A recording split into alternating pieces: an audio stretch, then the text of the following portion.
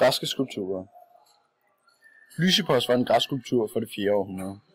Han var sammen med Skopas og Praktiselle set som en af de bedste skulpturer, der fandtes. Han var med til at skabe overgangen fra senklassisk stil til hellenistisk stil. Hans stil var senklassisk. Det der er skulpturen Skraberen. Skraberen forestiller en atlet, som ved hjælp af en strigil og olie skraber sved og støv af kroppen efter en konkurrence. Den blev lavet ca. 330 år før Kristi fødsel, og den blev lavet i bronze. Den er senere forsvundet, og man derfor har lavet en kopi i marmor.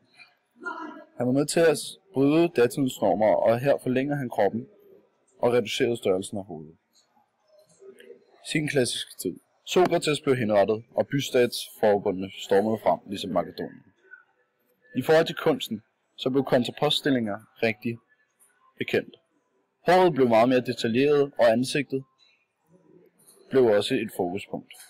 Man fokuserede på følelser og individet, og her, som vi ser på Dennis, at han er et atlet, som lige har været til konkurrence. Samtidig så bliver hovedet gjort mindre, og præcis så bliver det cirka gjort 1/8 af resten af kroppen.